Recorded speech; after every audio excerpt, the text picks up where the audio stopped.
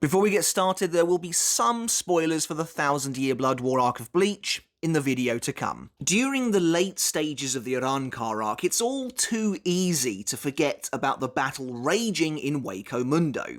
After all, with Aizen himself now in the fake Karakura town, all eyes are squarely fixed upon that battleground to see how the climax of this entire war unfolds, as the Gotei 13 and the Vizards now fight side by side to bring down the Espada, and later engage Aizen and the other traitorous captains in a fight to the death. But there is another battle taking place at the same time, over on the sands of the cold and lonely world of the Hollows.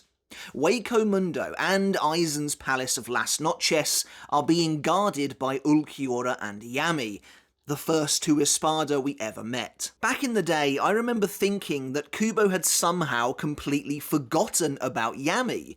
After all, the rage-filled Espada was totally absent for the entirety of the Hueco Mundo arc from the Espada meeting onwards, despite being a major player in the Arrancar invasion just before, and despite supposedly being the 10th Espada, didn't make any kind of an appearance as Espada ranked higher than him kept on dropping like flies. But looking back on it today, of course it all makes sense. The last bastion of defense for the Hollow Homeworld really had to be these two, the two Espada that started it all. Of course, they are where it will all end. I've said this before, but for as unpopular as Yammy actually is, he is one of the most prominent of all the Espada, and so it makes a ton of sense for him to be involved here in a big way as the arc finally, gradually, draws to a close. But the fight we're going to look at today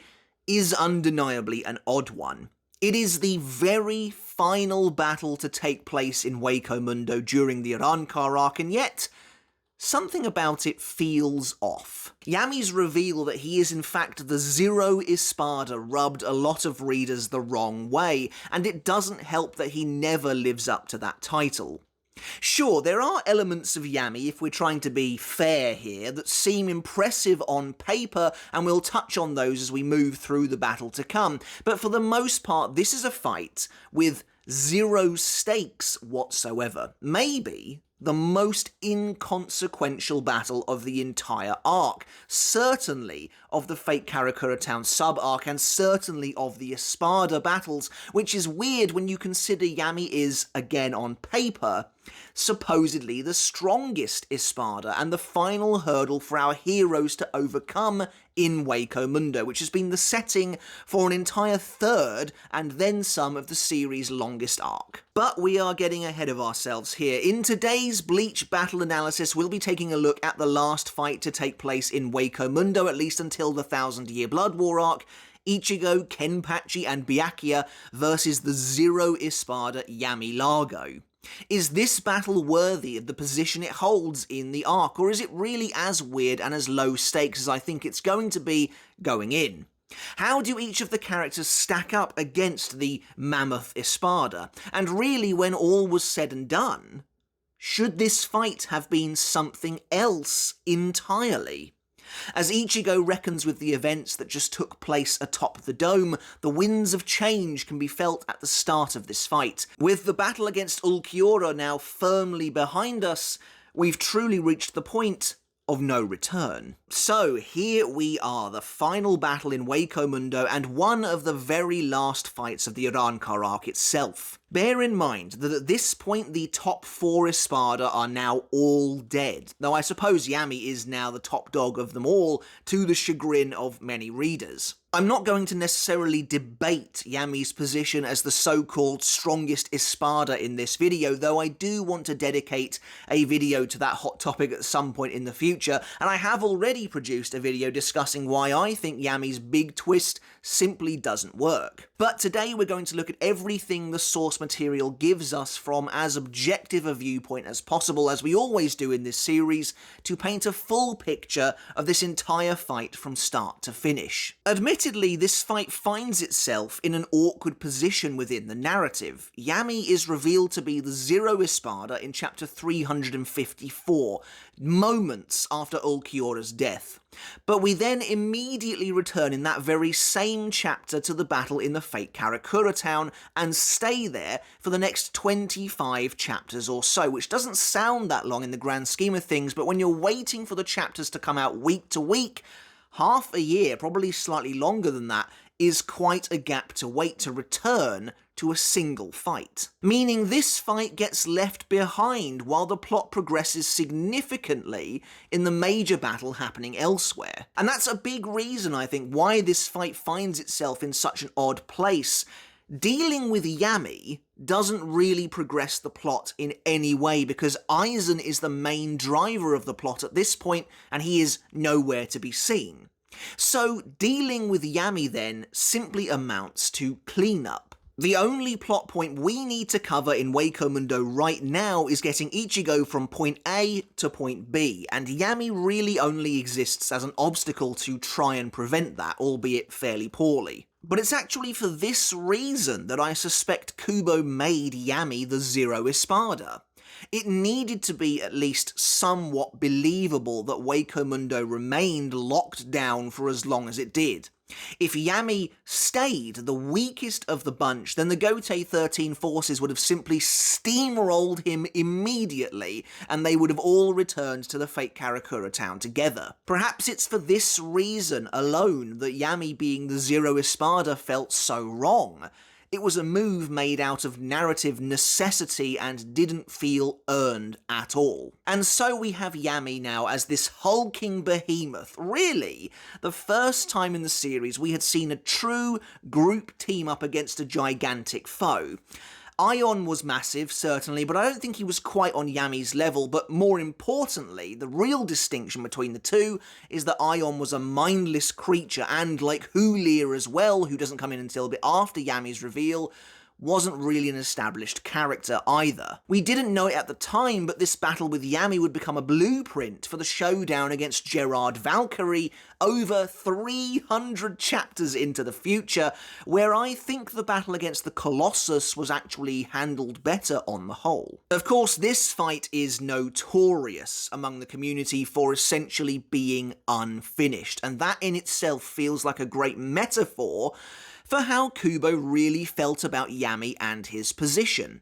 The fact that the so-called Zero Espada's fight goes without a true second half, and he just winds up dead later on, speaks volumes. Honestly, this fight is ripe for alternate rewrites, and I'll detail a scenario I've thought of over the years as we get towards the end of the video. There's definitely potential here for something cool, but for the most part this is a pretty empty battle, all things considered, which I personally think also involves the wrong characters. In terms of this fight's lifespan, we're looking at a battle that takes place from chapter 378 to 383, which actually isn't bad, especially considering it is unbroken too. In terms of pure chapter count, that is roughly on par with the fights of the top 3 Espada, which maybe says more about their fights than it does about this one. The fight then reappears very briefly for a much needed epilogue in chapter 422, though it became apparent long before that moment that we likely weren't returning to Yammy's battle in any kind of substantive form ever again. Another issue this fight has though, and it does have a few, is that it plays second fiddle even within its own series of chapters, with the focus here being primarily on getting Ichigo to the other, more important battleground at the same time. I've made it sound like I think this fight is terrible, and I don't mean for that to be the case. It is wonky, it is uneven, but it is also dumb fun too. There's a great sense of both spectacle and scale in this battle, and seeing Kenpachi and Byakuya's rivalry come to a head is nice too, though I'll dive into that in a bit more detail later on. Plus, I find Yammy entertaining. There's very little investment required in a character like him, because he's no more than a big, angry brute who smashes things, and I actually quite enjoy his resurrection. Both of them, in fact, to the point where I genuinely wish we'd seen his second form in action. And since we're now talking about the characters, we may as well look at who's involved in this fight. The 10th Espada turned the Zero Espada, LLARGO, is the main draw here, having been one of the most prominent enemies of the arc for some time now. Honestly, Yammy's abilities, or ability I guess, interests me because they kind of feel like an early version of what would later become the Sternritter's Shrifts. What I mean is, most of the Espada have a blanket theme to their powers that then translates into several different abilities, or at least one named ability that strongly relates to their theme. For examples of both, you've either got Haribel, who can use numerous water-based attacks. Again, each of these abilities are named and they all come from that central theme of water. Or Baragon, who simply has one named power, Respirar, but again it relates back to his general overarching theme. Yammy's powers basically just boil down to the angrier he gets, the stronger he gets, which feels very much like a Shrift to me. You can easily imagine that power belonging to a Sternritter R, the Rage for example, especially considering Yammy is able to fully transform the angrier he becomes. I guess thinking about it, the reason it feels more like a Shrift is because it's unquantifiable.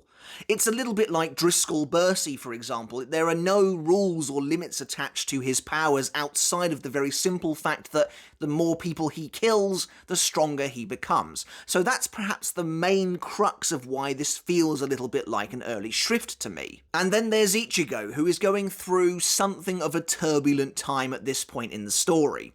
Having just killed Ulquiorra after losing his mind and dying, Ichigo is now subconsciously back to being terrified of using his hollow powers, and as a result, he's unable to properly hollowfy. If you've watched my latest Club Outside Q&A roundup, you'll remember that Kubo revealed recently that yes, if Ichigo was able to hollowfy properly at this point, he would have the full horned helmet of his monstrous form, not this weaker half-step that we see in the chapter. Honestly, that changes a lot about the early portion of this fight for me. Were Ichigo in a better headspace and able to use his power to its fullest, I think he could have dealt with Yammy by himself. But he can't defeat Yammy alone in his current state, and so this fight sees the 4 captains who invaded Wako Mundo come together to put down this monstrous titan of Naranja. Or more specifically, it sees Kenpachi and Byakuya arrive to fight Yammy. Unohana ends up leaving with Ichigo, while Mayuri decides to kick back and enjoy the show from afar. Like I said, the budding rivalry between Kenpachi and Byakuya is a lot of fun, but I'm not sure they really needed to be here for this. Considering they both already fought and killed an Espada each, I can't help but feel like there were some characters slightly more deserving of this battle. And those characters just happen to be lying face down in the sand. Yes, Rukia, Renji, and Chad are technically the fighters who kickstart this entire affair, but they are completely off-screened before the battle even gets underway. Sure, Rukia manages to hang around a bit, but all 3 of them are ultimately useless before Yammy's might. But did they need to be? Have they really grown so little? After defeating Gantenbane, Chad is wiped out by Neutra and finds himself unconscious on the ground.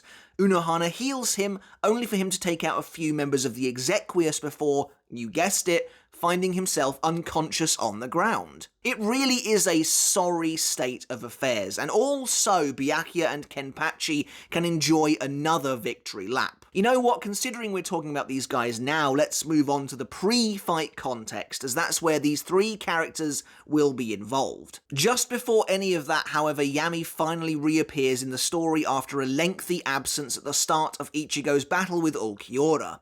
Attempting to intervene in the fight, Yammy defeats both Lowly and Menoli before turning his attention to Orihime. Luckily, Uryu arrives, and using both his Quincy techniques and an anti-Arrancar mine, by the way, the only time this device is ever used in an arc where the villains are, funnily enough, the Arrancar, he successfully sends Yammy plummeting to the base of Las Noches far, far below. In chapter 352, we see the outcome of Rukia's battle with the captain of the Exequious, Rudborn, as she's managed to freeze his resurrection and, for all intents and purposes, defeat him.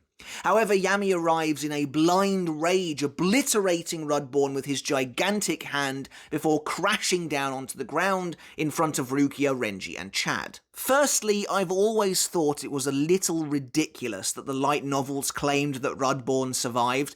Don't get me wrong, as far as minor characters go, I do like Rudborn a fair bit, but I mean his entire head has been shattered to pieces here. It almost looks like the immense force of Yammy's strike broke it clean off the Arrancar's shoulders. Though it wouldn't be the first time a light novel restored a character's smashed head, and by Yammy no less. Secondly, is this moment the result of Yammy falling to the ground as caused by Uryu, or did he make his way over here after landing somewhere else? I assume it's the latter, as he's now outside the tower, so it wouldn't really make sense for him to have landed here outside on the ground, but it's funny to imagine him raging like a lunatic as he tries to find these spiritual pressures, smashing everything in his path. But now that he's faced with these three, we're getting somewhere. Chad notes that while he fought Yammy previously in the real world, Yammy is now way bigger than he was before.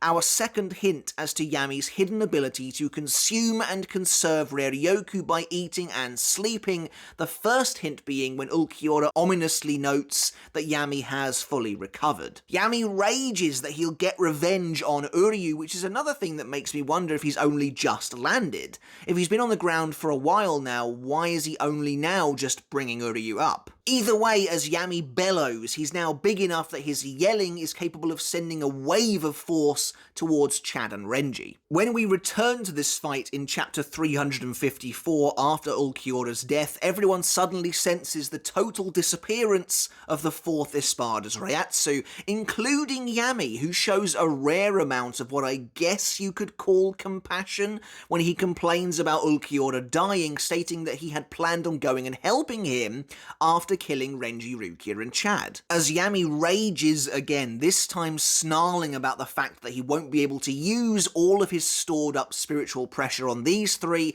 his muscles bulge as he seemingly grows once more, the last remnants of his jacket shredding and falling away from his gigantic form. As Renji notes that Yammy is only the 10th Espada, he asks if the others battled any other Espada before this moment. Despite Rukia killing Araniero, the three of them acknowledge that their track record hasn't been great so far.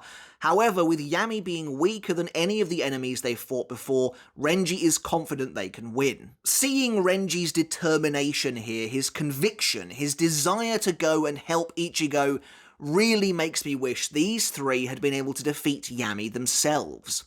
Did Yammy need to be the Zero Espada in the grand scheme of things? If the three of them teamed up and took down the 10th Espada, narratively it wouldn't have been a big deal. It wouldn't have even been that much of a change, I think. Just a well-earned win for Rukia, sure, but more importantly for two of the most downtrodden, beaten-on characters in the arc at the time, Chad and Renji. For Chad, it could have also acted as a way to right the wrong he suffered at the hands of Yammy at the start of the arc. Maybe it could have also been a stepping stone for him. Maybe Chad could have awoken a new power in this battle, one that would have carried him nicely into the post-time skip world, rather than him being stuck with the same old moveset he's had since Gantenbane. But to be honest, maybe this is pushing it, but I could even see them beating Yammy as the Zero Espada, with a little help from Ichigo, that is. In fact, get Uryu and Orihime involved as well. Give the original gang that came to Wako Mundo a big, crowd-pleasing win where they all come together as a team to bring down the so-called strongest Espada. Is that far-fetched? Honestly, I don't think so, considering how easily Kenpachi proceeds to carve Yammy up, but alas, it was never meant to be. Anyway, overhearing them, Yammy scoffs at the idea that they'll be able to defeat him. Yammy finally releases his Zanpakuto with the command Enrage Era. While Yammy doesn't really get an intricate activation ritual of any kind, I do like the detail that his Zanpakuto basically just explodes as he draws it from its sheath, covering him in a fireball and a plume of smoke. As he transforms, of course, Renji looks on in horror as Yammy's tattoo begins to change, the one crumbling away, leaving behind only a gigantic zero. It really is weird how similar this sequence is to Gerard's transformation, right down to Renji being one of the characters to witness it up close. It feels like a purposeful callback, in fact, to this moment. Once the smoke clears, Yammy's new form is revealed. Now, I mentioned earlier that I quite like his Resurrection, both forms. I definitely like the second form better. The first one, I'm not quite sure what I make of it, really. The fact it's so animalistic and beast-like would imply that Yammy isn't a Vasto Lord, which makes sense. He's become a huge, hulking, dinosaur-like creature, almost resembling an Ankylosaurus, only with a lot more legs. Massive, armoured protrusions erupting from his back and his arms. My favourite detail is that his hollow mask fragment, which was once a large jawbone kind of dangling situated around his chin, has in fact fused with his face to become his actual lower jaw, which is what I always hoped would happen when he transformed, and it definitely helps to make him more menacing overall. Now towering over the heroes, Yammy booms in one of the most memed moments of the series, I would say, that the Espada aren't ranked from 1 to 10, but instead from 0 to 9, revealing he's the only Espada whose number changes by storing enough power for a full release. This makes me wonder, if Yammy hadn't been eating and sleeping all this time, would he have a weaker Resurrection where his number remains 10, or would he simply not be able to release his Zanpakuto at all? However, as Rukia, Renji and Chad look on in disbelief and shock, Yammy lifts his enormous arm, readying a titanic punch. And, like I said, we don't return to this fight now for about 25 chapters. 2.5 volumes worth of story, or likely just over half a year's worth of waiting back in the day. Like I said, it was an awfully long time, but when the fight did finally re-emerge in chapter 378, well, things don't look good for the heroes. Chad and Renji have both unceremoniously been knocked out cold, while a squirming Rukia finds herself in Yammy's colossal grip. I do appreciate the anime for giving these three an actual fight against the Zero Espada, showing that they at least went down after a struggle, but here it is simply skipped over in its entirety. There's already some cool scale at work here though, as we see Yammy standing tall over the defeated Chad, a tiny speck in his outstretched hand resembling Rukia. Yammy notes that the three of them were a handful, mentioning how annoying it was to find and crush them when they're all so tiny. Yammy admits that he could kill her simply by squashing her, and that he's using a delicate touch to try and avoid that, but ponders how to end her life all the same, which is a little funny. I get he's doing the villainous thing by monologuing rather than finishing Rukia off, but at the same time, he could just end it all by squeezing his hand a little bit. And even then, after Rukia uses Sokatsui to blast him in the face with a blue fireball, he still doesn't elect to just do that, instead choosing to launch Rukia towards the ground instead. I always liked the shot of Rukia firing her Kido spell. It's very clean and looks great. Yammy takes the blast to the face with minimal damage, though he complains that it hurt a lot. Enough, in fact, to make his hand slip. With that, he throws Rukia down towards the earth and she hurtles through the air, moving so fast and with such strength and pressure that she's unable to recover her balance in time. To be fair, this is a pretty brutal way to decide to kill her. If Rukia hadn't been rescued in time, she'd have likely just splat on the floor like a bug. And again, I like that Kubo is using Yammy's size here to bring us unique scenarios and situations that would only really work with a character on this scale. But of course, this is all an elaborate setup to give our main character a nice heroic moment. As a huge torrent of sand bursts into the sky, Rukia's eyes widen as she realises Ichigo caught her just in time, having returned from atop the dome. Yammy roars at the sight of Ichigo, the man who killed Ulquiorra. His mouth opens wide and he begins charging a Cero. In both the source material and the digitally coloured version, this appears to be a Cero Oscurus, the black Cero made famous by Ulquiorra, only usable by Espada in their released forms. However, Ichigo simply and wordlessly sends a Getsuga flying at Yammy, cutting off the attack before it can even fire in a huge explosion. It's all extremely cinematic, and the artwork is immaculate on every single page. Kubo never falters here whatsoever.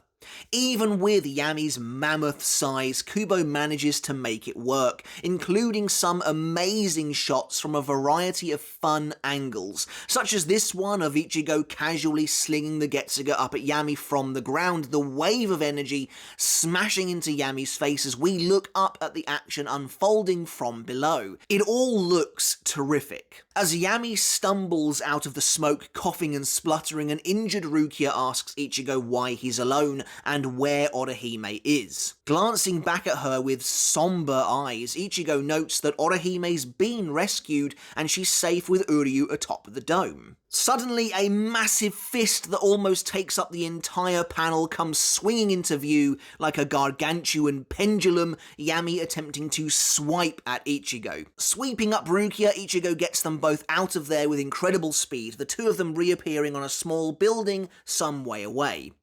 As Yammy comes crashing towards them, Ichigo tells Rukia he'll finish him off quick, and that this stupid war will end now. Looking back, it's funny to think just how confident Ichigo was, especially considering the war lasts for almost another 50 chapters after this. But seeing how easily Ichigo avoids Yammy's attacks and how he's able to hit him with Getsuga so effortlessly only reinforces my belief that Ichigo could have taken Yammy were he in the right frame of mind. But as we can see from his quietly cold and distant attitude here, and his eyes earlier, something isn't right.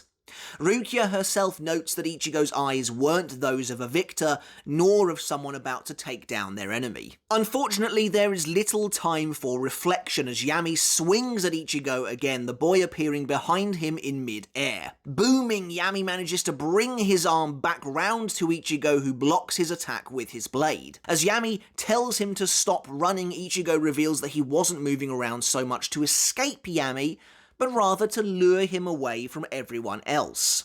And now that it's just the two of them on the battlefield, Ichigo conjures a brand new hollow mask, one that simply features two thick black stripes running down either side, and as chapter 378 comes to an end, he drops Yammy to the floor with a huge Getsuga Tensho, claiming he'll crush the Espada with pure power. Yammy hits the dirt in a sprawling, writhing mess of arms, legs, and dust.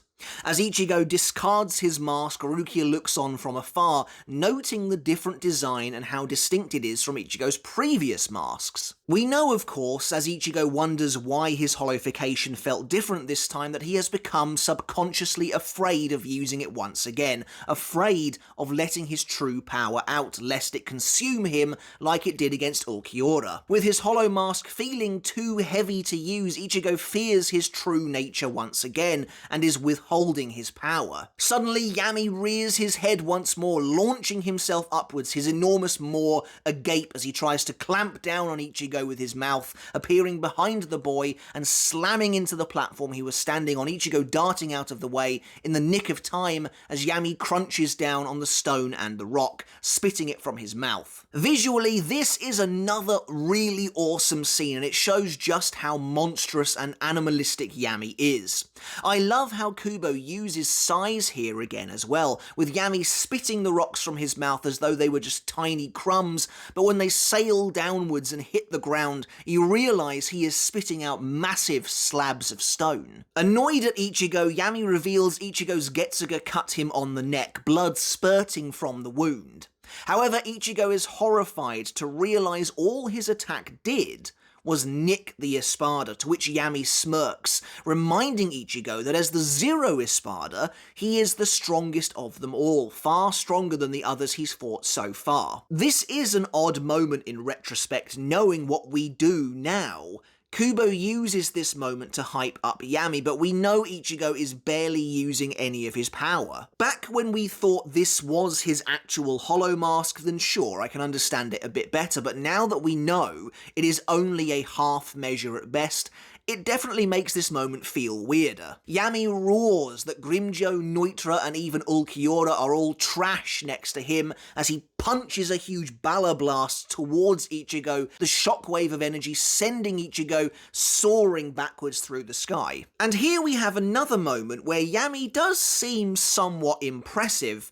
That is an almighty Bala Blast for sure, especially when you consider how fast and how rapidly they can be fired. But as he mockingly asks Ichigo what he's going to do about them, Ichigo thinks back to his battles with the other Espada before simply defiantly telling Yammy that it doesn't matter how strong he is, or if he's in a different league from the other Espada, if he has to take him down, he will. By the way, what's the threshold for Yammy's rage-induced power-up? Because he seems pretty angry here as he yells at Ichigo, calling him a cocky little runt, yet he doesn't transform, and he doesn't transform later during the battle either until he is very nearly killed. But as Yammy fires a hail of Bala at Ichigo, the boy is flung through the sky of Hueco Mundo, yet he isn't fazed.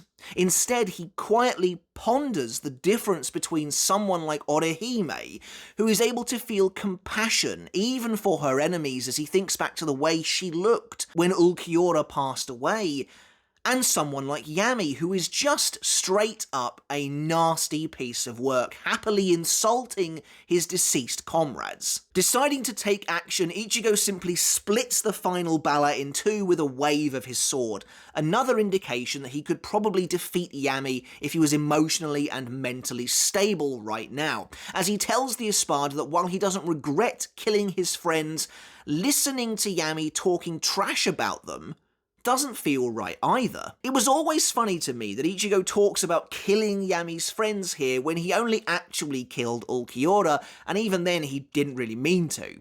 It wasn't him. However, as Ichigo goes to draw his mask again, he's shocked to find it doesn't work. The mask fragments flare up and disappear, vanishing from his face. Yammy always seems to be around when Ichigo's hollow powers decide to start acting up, and ever the opportunist, taking advantage of the situation, Yammy lashes out, grabbing Ichigo in his massive hand. As Ichigo wonders why his mask didn't work, Yammy laughs, telling Ichigo that he at least did better than the losers lying on the ground. Suddenly looking genuinely quite evil and threatening in an awesome panel, Yammy, with a huge grin on his face, prepares to kill Ichigo when suddenly a voice is heard on the wind. Out of nowhere, a comically massive Hado 33 Sokatsui slams into Yammy, barreling into him, completely coating him in a wave of blue fire. When you compare it to how Rukia's was earlier, the difference is absolutely absurd. Seriously, this spell is so huge that there is no way it can only be Hado 33, but there we go. Emerging from the flames, a scorched Yammy searches for the culprit, only to have one of his legs suddenly sliced off, bringing him crashing down to the ground as two shadowy figures appear. Byakuya Kuchiki and Kenpachi Zaraki arrive on the battlefield in a great double-page spread, as Byakuya tells Kenpachi to mind his manners as he arrived first, only for Kenpachi to tell him not to blame him if he gets cut up too. I have to say that while I would have liked Renji, Chad and Rukia to get some glory of their own, it does make sense that the captains would convene on this battle, as it's likely quite conspicuous and really the only thing going on in Hueco Mundo right now. Ichigo falls out of the sky after being released from Yammy's grip, crashing onto the sands below. As he looks up, he is shocked to see Byakuya and Kenpachi towering over him, coming to his rescue once again. As Yammy rises up once more, Byakuya and Kenpachi take charge, telling Ichigo to step back. I've always found Kenpachi's extremely aggressive attitude here to be a bit out of character, even for him. I can understand him being tired of having to rescue Ichigo, having done it twice now in the span of about 100 chapters, but the two situations are not the same, and Ichigo's not in remotely the same position he was back when Kenpachi saved him from Tesla. Ichigo is more than capable of continuing to fight alongside them, but Kenpachi tries to attack him instead.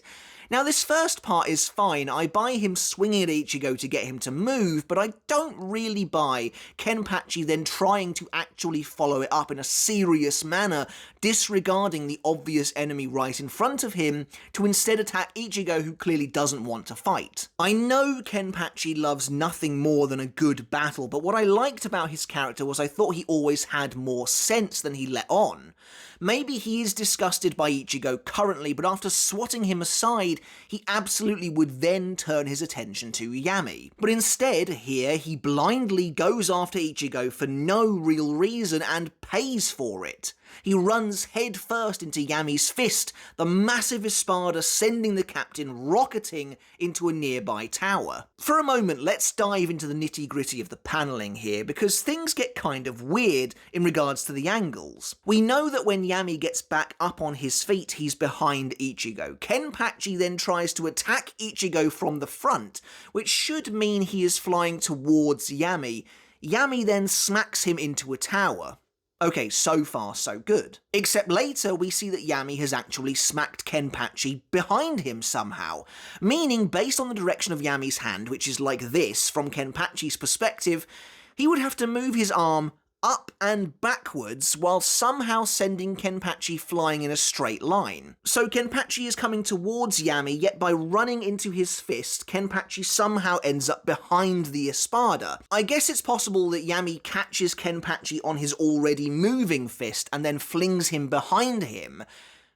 Why am I even talking about this at this point? Let's just move on. This is what happens when you get too into it. Yammy screams that Kenpachi will die for cutting off his leg. Again, the Espada is clearly enraged here, so I'm not sure what it takes for him to transform, when suddenly a huge hunk of rock comes soaring towards the Espada from behind. Yammy turns, smashing the rock to rubble as Kenpachi emerges from the smoke and dust, his face bloodied. Challenging Yammy, Kenpachi notes that Yammy can deliver a good punch after all, as the first one barely made him itch. Considering Yammy has only punched Kenpachi once at this point, I can only assume the good punch that Kenpachi is referring to is actually Yammy destroying that chunk of stone. However, as Yammy says that Kenpachi has a big mouth, the two warriors come together in a massive clash, the Goliath that is Yammy bearing down upon Kenpachi in a shower of sand. Later, after both Mayuri and Unohana arrive and Ichigo has left and begun making his way through the Garganta back to the real world,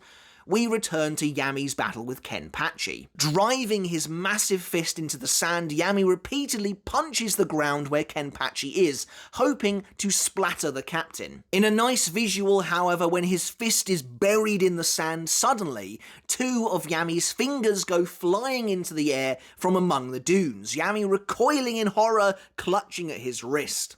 Yet it's not over. Glancing down, the Espada realizes that Kenpachi is already upon him, the captain appearing on the Espada's gigantic forearm, his sword outstretched. Before Yammy can react, Kenpachi lunges forwards and brings his blade down upon Yammy's face. Kenpachi is just totally toying with the Espada here. It feels completely different to when he was battling Neutra. Again, I really enjoy the art here. Kubo is making great use of Yammy's size by having Kenpachi appear on his arm like that. He almost looks like an insect ready to be crushed, but he's too nimble, too lithe, and far too dangerous for that. Observing the battle from the sidelines, Byakuya questions Mayuri as to why he remained behind in Hueco Mundo, with the mad scientist merely stating that there are many interesting corpses to be found in the Hollow's world for him to pore over, and once the battle in the fake Karakura town is done, he'll head there to examine the other cadavers. Byakuya remarks that Mayuri's words, however, are very surprising, as by saying that, he's implying he believes Ichigo will defeat Aizen. In turn, Mayuri responds by saying that Byakuya's own words are very unlike him as well, the two captains quietly putting their faith in this human boy. We return to the fight at hand with a fantastic picture of Kenpachi, an enormous toothy smile on his face that covers the entire length of the page as he slices off another of Yammy's legs, sending it spiraling into a nearby tower. Honestly, these towers always seem to be in the right place at the right time to get hit by something. Collapsing to the ground again, Yammy looks to be about finished this time, lying still before his opponent, his eyes blank. Meanwhile, Kenpachi's face is heavily battered and he remarks that Yammy was a tough opponent. If you've noticed, there is an awful lot of telling and not showing where Yammy is concerned. As if to convince us, or maybe himself, of Yammy's power, Kubo will constantly have characters tell us how strong he is. Whether that's Ichigo being shocked at how quickly Yammy has got back on his feet, or telling Unohana how strong Yammy is, to this moment with Kenpachi, and later when Kenpachi praises Yammy's Zero as well, yet it's very telling that none of it is really enough to convince any of us of the Espada's strength. Also, I feel like Yammy could quite easily just eat Kenpachi there in that panel, but there you go. However, with the Zero Espada seemingly down for the count, Kenpachi barks for Byakuya to come and finish him off, claiming Byakuya must have been bored just standing there on the sidelines. In response, Byakuya scoffs that Kenpachi wants him to clean up his sloppy work, stating that dispatching wounded enemies is a job perfectly suited to a barbarian like him. Just as it looks like the two captains might come to blows, a tree trunk-sized arm appears between them, coming crashing down from the heavens, Yammy's hand slamming onto the ground as he gets back to his feet once more, repeatedly cursing the Shinigami. Byakuya and Kenpachi turn to him lazily as though he's little more than an annoyance, as Yammy's cavernous mouth opens again, a powerful Zero charging into life. I'm not sure if this is supposed to be a Gran Rey Zero, or if Yammy's Zeros really are just incredibly powerful now.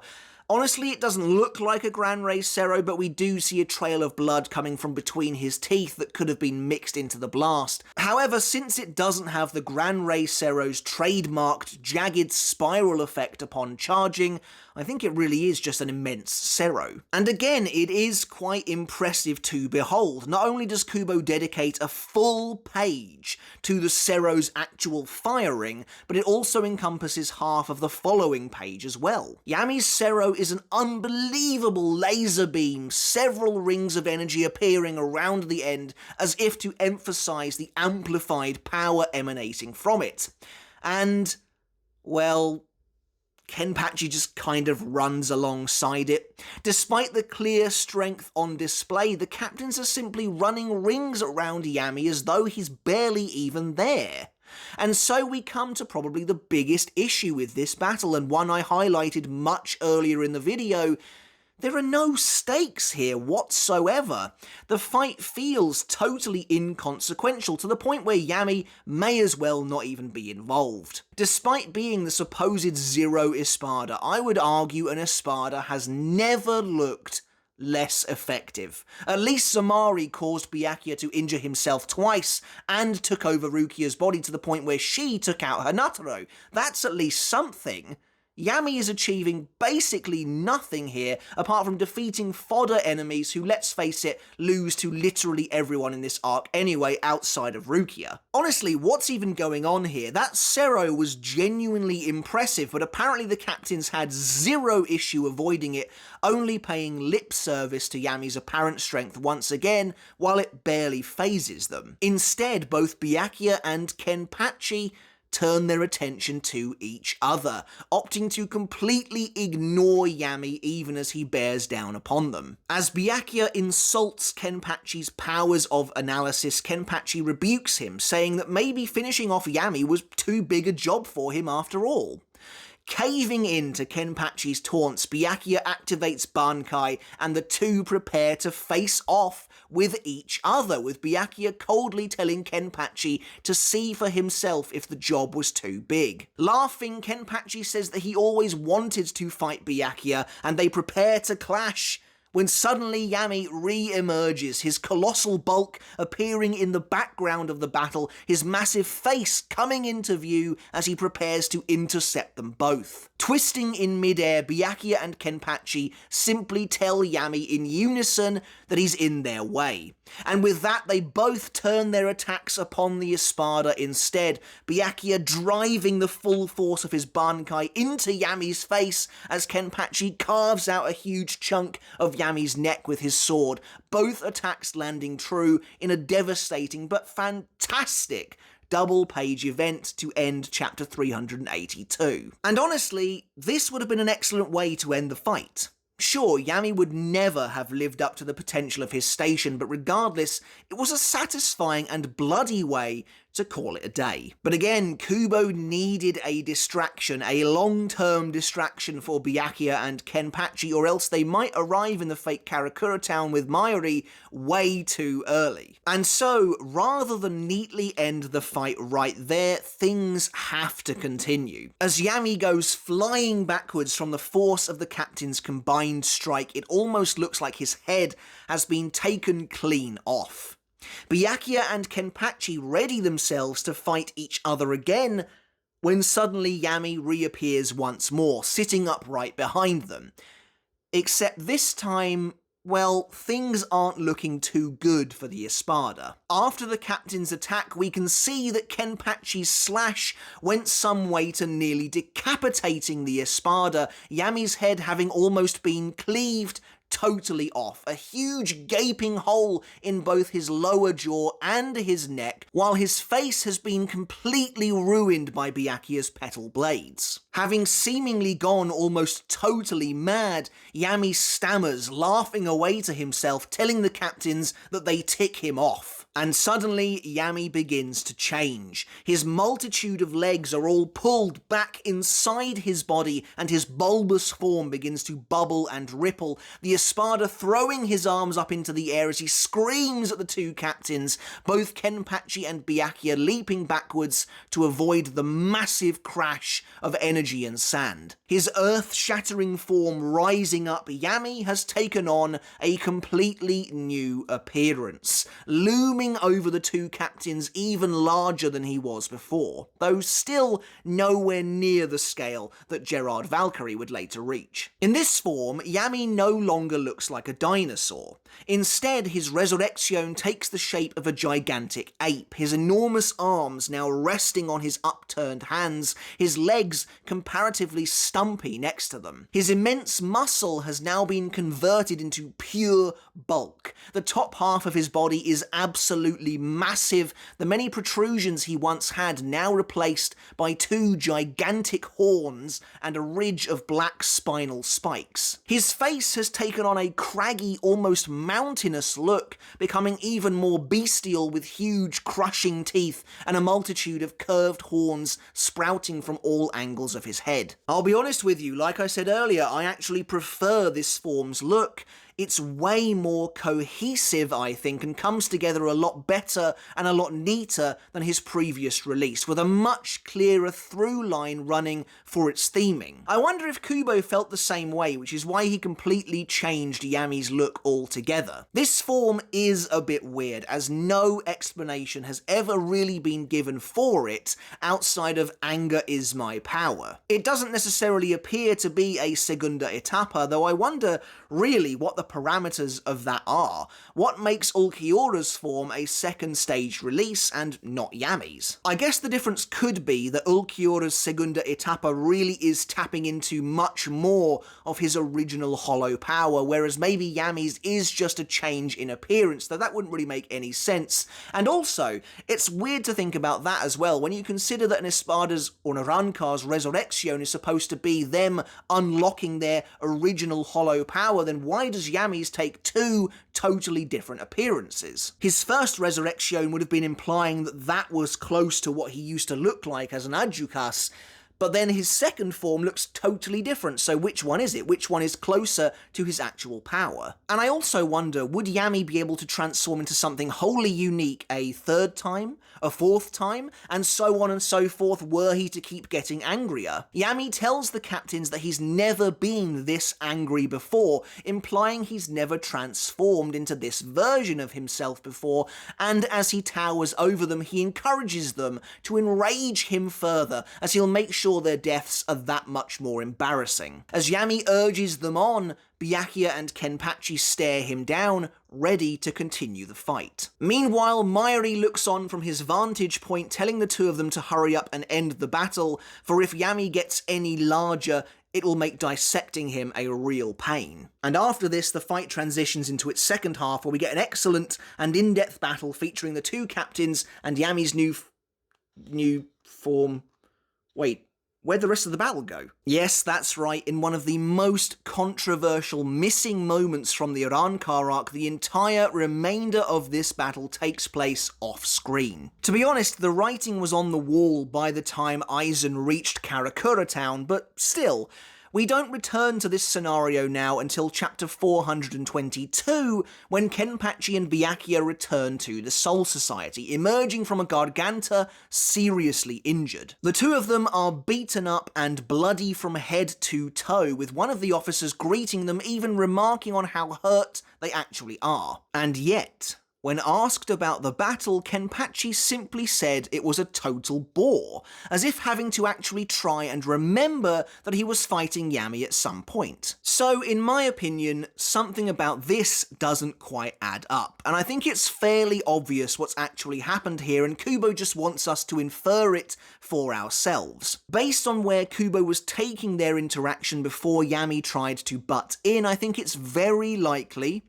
that the two captains dealt with Yammy very quickly and easily, and then sparred with each other for the remainder of the time they were trapped in Hueco Mundo. Considering Yammy was barely an issue for Kenpachi alone beforehand, I don't imagine just growing bigger and bulkier really made that much difference, especially once you add Byakuya into the mix. So it makes total sense to me that Byakuya and Kenpachi fought each other for a while, likely testing their strength and their powers against one another, which would explain their grievous injuries. After all, would Kenpachi really consider the fight to be that boring if he was that injured as a result of it? Obviously, Kenpachi isn't about to tell the Gote that he and Byakuya were fighting each other instead of helping out, so he just quickly thinks back to the Yammy fight and recalls it being boring as hell. Speaking of Yammy though, we do get to spend one last moment with him as we return to Hueco Mundo. We can paint a small picture of the battle based on his injuries, and it's not pretty. He lost an entire arm, and presumably those massive horns on his back as well, since he's lying on his back when we see him unless they are buried deep within the desert. Even more gruesome though is a seriously deep slash running from the middle of his guts right up to the top of his shoulder, which is likely the attack that has finished him off. I think there are also several new holes in the ceiling of Las Noches, as well as a massive scar in the battlefield itself. It's a little bit odd that Yammy hasn't returned to his base form in his final moments. We see it happen with most of the Espada, with Grimjo, Neutra, Ulquiorra all transforming back as they die or are defeated. Even Stark loses his eye patch in the moment of his death, though admittedly it doesn't happen with the other Espada. But as Yammy lies dying, he hears a light yapping. Barely cracking open his gigantic eye, Yammy looks down to see Kukapuro standing by his side, the little dog wagging his tail. Honestly, I love Kukapuro, and he was a great last-minute addition to Yammy's character, if a bit of a random one. Yammy wonders why Kukapuro followed him, however, simply calling him a stupid dog before dying, his eyes turning blank as he lies still on the sands of Hueco Mundo, the final Espada to fall in the Arrancar arc. Saddened by Yammy's passing, Kukapuro gives the massive Espada a tiny lick on the face, perhaps wondering why he's no longer speaking as we close the book on this battle. And that final shot of Yammy lying there is strangely melancholy. Despite what kind of a person Yammy was, it is weird to see the curtain fall over Hueco Mundo. Now silent, now quiet. with the battles finally over. And that's it for Ichigo, Kenpachi, and Byakuya versus Yammy. You know, I used to not have a great opinion of this fight, and while I still think the 1000-Year Blood War arc does the Titan battle better, and I still think missing out the entire second half is a really big shame, going back and revisiting this one reveals a lot of fun moments. There's some great art in here as always, and some brilliant uses of scale and perspective to really make Yammy seem huge. When coming into this fight, despite its position as the last battle of Hueco Mundo, and the last major fight involving an Espada really ever, unless you count Grimjo and Askin, it's best to just turn your brain off and enjoy the dumb fun. I was inspired to dive deeper into this battle after that fascinating answer in the latest Club Outside Q&A roundup, and I hope you found some value and insight here as always. Before we end, I want to finish by exploring something I mentioned at the start of this video, a possible rewrite idea for this battle, and present you with a different character that Yammy could have fought. One that I think makes a lot of sense and would have been really cool: Kisuke Urahara. If that sounds random, bear with me because I've got an explanation. You see, if Kubo doesn't want to let Chad, Rukia, and Renji defeat the Espada, then at least Urahara actually has a history with this villain. Kisuke, of course, blocked Yammy's attack during the earliest days of the arc, before slinging a blast towards him, resulting in the Espada wanting to kill him later on. And they do indeed get their round 2, their rematch, with Kisuke battling Yammy in the skies above Karakura Town, humiliating him once again with the inflatable gi guy, among other tricks, before Yammy is forced to retreat. Considering they have 2 meetings, each one escalating over the last, it felt like Kubo was naturally setting up a third and final bout between the two of them, but they never meet again. Honestly, it could have worked too. Rather than having Mayuri learn how to open Garganta, Kisuke could have arrived in Hueco Mundo to set the captains free, much to the anger and embarrassment of his former protege. He would then battle Yammy while Ichigo heads to the fake Karakura Town, perhaps fighting him either alongside Kenpachi and Byakuya, or completely on his own. Were Kisuke to defeat the Zero Espada alone, I think that would be a great and worthy showing for him, and then he could arrive later to battle Aizen in the fake Karakura Town, just as he does in the original story, without really having to change anything. I don't know, it's just an idea, but it could have been fun. But anyway, that's it for the video, guys. As always, I really hope you enjoyed it. Make sure to let me know down in the comments below how you feel about this fight, Ichigo, Kenpachi, and Byakuya versus the Zero Espada Yammy Largo. As always, I'd love to hear your thoughts down in the comments below. How do you feel Yammy stacks up as the Zero Espada now we've laid bare everything that he does in his final battle? Is he worthy of that position? Is Kubo doing too much telling and not showing where Yammy is concerned? Or is this just a weird battle where Yammy does seem impressive, but somehow both Kenpachi and Byakuya are just totally nonplussed by his presence whatsoever? And do you agree with me? Do you think that Kenpachi and Byakuya end up fighting each other after having dealt with Yammy in record time? I'd love to know your thoughts down in the comments below, so please do let me know. And as always, I want to end the video by giving a huge shout out and saying a massive thank you to my supporters over on Patreon. I really do appreciate each and every one of you so very much. Your support does mean the absolute world to me. If you like what I do here on my channel and you want to take that support for me another step further, you too can support me over on Patreon as well, to get your name in the credits of every video just like this, and to get every video I release absolutely ad-free. Alright guys, but until next time, I'll catch you later, and I'll see you then.